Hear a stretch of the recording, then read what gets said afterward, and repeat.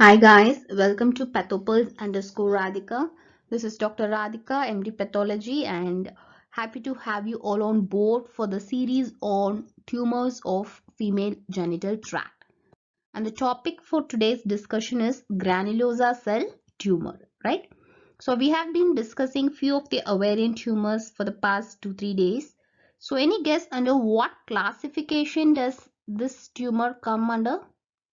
So I was talking about the origin of ovarian tumors and how they are named based on their origin.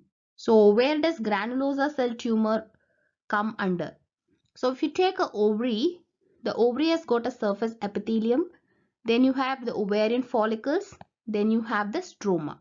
So any tumor which arises from epithelium we call surface epithelial tumors. Those which arise from the sex cord and the stroma we call sex cord stromal tumors. Those with arises from germ cells, we call it as a germ cell tumor, right? So granulosa cell tumor comes under sex cord stromal tumors because they originate from the granulosa cells of the ovarian follicle. So point number one is granulosa cell tumor comes under your sex cord stromal tumors. So this is very important. Then, how does it appear on gross? So it's an ovarian tumor. So whenever you get any ovarian tumor with a yellow cut surface, always think of sex cord stromal tumor. So not only granulosa cell tumor, any sex cord stromal tumor can have a yellow cut surface due to the presence of lipids, right? Point number two.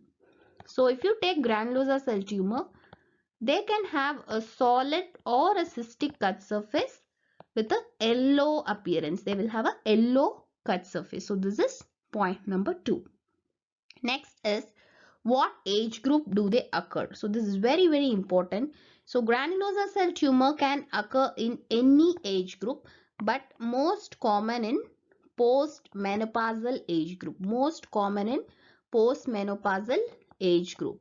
So why is this important? Because they usually present with postmenopausal bleeding, and you can have a clue. Usually they give age of the patient when they give a history. So whenever you get an ovarian tumor in a postmenopausal lady, always think of granulosa cell tumor. Okay, so this is one important thing. Another one very interesting feature of granulosa cell tumor is they produce high amounts of estrogen. So why do you need to bother about what it produces? Yes, it's very important because granulosa cell tumor is one tumor which can have endocrine manifestations. So why do they have endocrine manifestations? Because they are producing lots of estrogen. Suppose if you have a young female with lots of estrogen production, what will happen? She will present with menorrhagia. Suppose if it's a female who has not attained menarche, so she will present with precocious puberty. Suppose if it's a postmenopausal lady who is having high levels of estrogen, she will present with postmenopausal bleeding. So all these are very important. So the clinical manifestations are due to hyperestrogenism. And one more thing, this high estrogen can stimulate your endometrium as well, leading to endometrial hyperplasia or a endometrial carcinoma. So make a point to examine the endometrium very carefully whenever you have a granulosa cell tumor of the ovary. So this is very important. So to summarize, grossly they have a yellow cut surface and they can produce a lot of estrogen. So they can present with precocious puberty, menorrhagia or postmenopausal bleeding, or sometimes with features of endometrial hyperplasia or even as a endometrial carcinoma.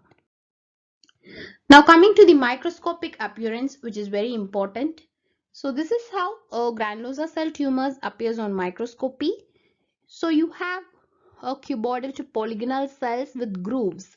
So look at these cells, they have grooves. Okay, so they have a cell with a coffee bean nuclei or coffee bean appearance. So this is very important.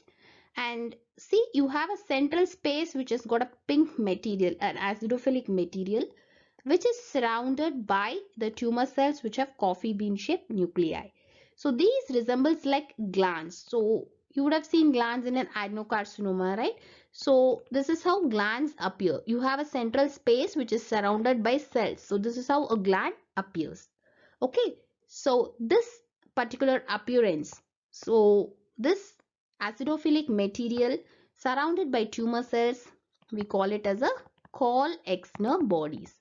So Kohl-Exner bodies are seen in granulosa cell tumors. So this again is very important. So this resembles ovarian follicle because they have their origin from the granulosa cell of the ovarian follicle, right? So remember, Kohl-Exner bodies are seen in granulosa cell tumor.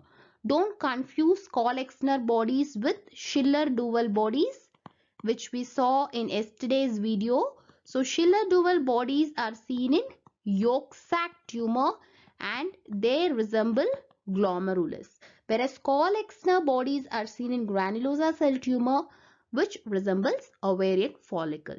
So when you go to hyper, you can see the grooves very nicely over here, over here. So these are cells with a coffee bean shaped nuclei. Okay, so this is about the histological appearance of your granulosa cell tumor. And when you do a immunohistochemical marker, they are positive for inhibin. So post-operatively, you can even estimate the blood levels of inhibin and follow up these patients for recurrence. So inhibin is a tumor marker and immunohistochemical marker for granulosa cell tumor. This is very important. And the mutation which is seen in granulosa cell tumor is FOXL2 mutation. It's a transcription factor. So you can have FOXL2 mutations, right? So let me summarize all the points of your granulosa cell tumor. How does it appear and what age group does it appear? So first is classification. It's a Sexcott stromal tumor. It's a Sexcott stromal tumor.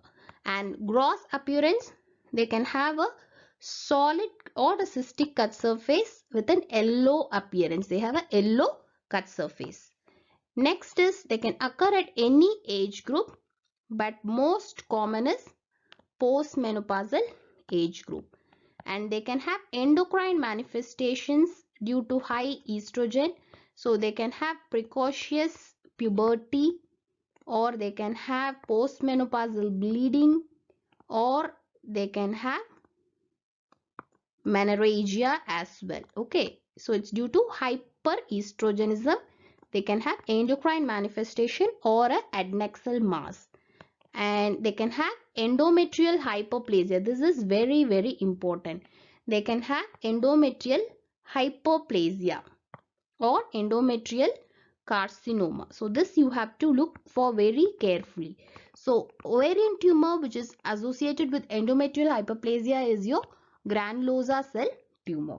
And more histologically, you have cells with a coffee bean shaped nuclei, and you can have Kohl-Exner bodies. You can have Kohl-Exner bodies. And next is your tumor marker. An IHC marker is inhibin positivity. And the mutation you are seeing is your FOXL2 mutation. So granulosa cell tumor is a potentially malignant tumor. They are low-grade malignant tumors usually, right? So these are the points which you should remember in granulosa cell tumor.